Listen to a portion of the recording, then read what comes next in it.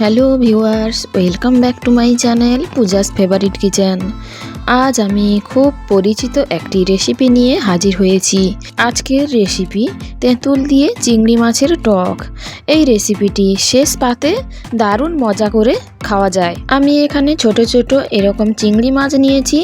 মাছগুলো দেখুন একেবারে জ্যান্ত এবং টাটকা। এখন মাছগুলোকে ভালোভাবে কেটে ধুয়ে পরিষ্কার করে নিয়েছি। দিচ্ছি হাফ টেবিল স্পুন হলুদ গুঁড়ো এবং হাফ টেবিল স্পুন লবণ।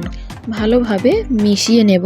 এই রেসিপিটা খুবই অল্প সময় লাগে বানাতে এবং এতে উপকরণও লাগে খুবই সামান্য। খেতেও হয় দারুণ মজাদার।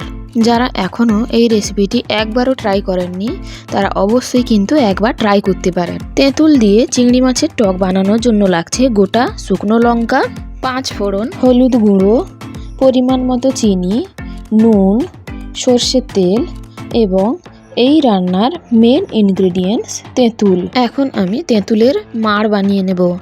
এই তেঁতুলটা পুরনো তেঁতুল, তাই এর কালারটা এভাবে কালো লাগছে। নতুন তেঁতুল হলে তার কালারটা কালো হয় না, কিন্তু তেঁতুল যত পুরনো হয় ততই কিন্তু খেতে মজাদার হয়।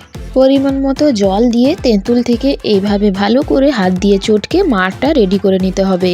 এটা এখন আমি সাইডে রেখে দিচ্ছি। এখন কড়াইটা খুব ভালোভাবে গরম করে আমি দিয়ে দিচ্ছি সর্ষের তেল। পুরোটা দেব না, কিছুটা রান্নার শেষে ব্যবহার করার জন্য আমি রেখে দিলাম। সর্ষের তেলটা খুব ভালোভাবে গরম হয়ে গেলে এখন দিয়ে দিচ্ছি গোটা শুকনো লঙ্কাগুলো। শুকনো লঙ্কা ফ্রাই হয়ে খুব সুন্দর একটা স্মেল আসতে শুরু করলে দিয়ে দিচ্ছি 5 ফোড়ন। মশলা থেকে খুব সুন্দর স্মেল বেরোচ্ছে। এখন আমি মাছগুলো দিয়ে দিচ্ছি। মাছগুলোকে কিন্তু আলাদা ফ্রাই করার কোনো প্রয়োজন নেই এই টক রান্নার জন্য। এই মাছ ফ্রাই হতেও কিন্তু বেশি টাইম লাগে না। রান্নাটা খুবই ইজি এবং খুবই সিম্পল, চটজলদি একটা রেসিপি। এই মুহূর্তে যারা ভিডিওটি দেখছেন যদি সাবস্ক্রাইব না করে থাকেন অবশ্যই সাবস্ক্রাইব করে নেবেন, কারণ আমি এরকমই নানা রকম বাঙালির রান্নাবান্না প্রতিনিয়ত আপলোড করে থাকি।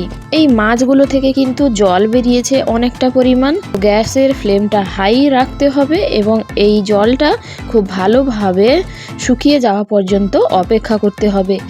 আর 2 মিনিট অন্তর অন্তর এভাবে নিচের থেকে মাছগুলোকে নেড়ে চেড়ে উল্টে পাল্টে নিতে হবে, নয়তো কড়াইতে ধরে যেতে পারে। মাছগুলো মোটামুটি ফ্রাই হয়ে গেছে। এই টক রান্নার জন্য কিন্তু বেশি কড়া করে ফ্রাই করার প্রয়োজন নেই। দিয়ে দিচ্ছি হাফ টেবিল স্পুন হলুদ গুঁড়ো। আবারও একটু মিশিয়ে নিলাম। মাছে আগে থেকেই হলুদ ছিল, তো রান্নার জন্য আমি আর একটু হলুদ অ্যাড করলাম। এখন দিয়ে দিচ্ছি তেঁতুলের মাড়। একটু বেশি করেই জল দিলাম, কারণ এই টকটা যত বেশি ফোটানো হয় ততই ভালো এর টেস্ট হয়। তো আপনারা আপনাদের পছন্দ মতো কিন্তু টকটা বুঝে নেবেন। দিয়ে দিচ্ছি সামান্য নুন, তেঁতুলে আগে থেকে লবণ মেশানো থাকে। এবং এখন দিয়ে দিচ্ছি কয়েকটা চেরা কাঁচা লঙ্কা। জলটা খুব ভালোভাবে ফুটে উঠেছে। এখন গ্যাসের ফ্লেমটা মিডিয়াম করে একটু সময় নিয়ে রান্নাটা হতে দিতে হবে। দিয়ে দিচ্ছি 2 টেবিল স্পুন চিনি। চিনিটা কিন্তু টক এবং নুনটাকে খুব ভালো ব্যালেন্স করে, তো চিনিটা অবশ্যই দেবেন। এবং যে তেলটা বাঁচিয়ে রেখেছিলাম সেই সামান্য সর্ষের তেলটা আমি এভাবে ওপর থেকে কাঁচা ছড়িয়ে দিচ্ছি। এতে টেস্টটা আরও মজাদার হয়। প্রায় 15 মিনিট মতো পরে দেখুন ঝোলটা কতটা গাঢ় হয়ে গেছে। এখন এটা সার্ভ করার জন্য একেবারে রেডি। তবে তার আগে কিন্তু একবার টেস্ট করে দেখে নেবেন যে নুন মিষ্টি সব কিছু ঠিকঠাক হলো কি না। এটা একদম পারফেক্ট আছে। তো আমি গ্যাসের ফ্লেমটা এবার অফ করে দিচ্ছি। তো ভিউয়ার্স, কেমন লাগলো আজকের রেসিপিটি কমেন্ট বক্সে অবশ্যই কমেন্ট করে জানাবেন।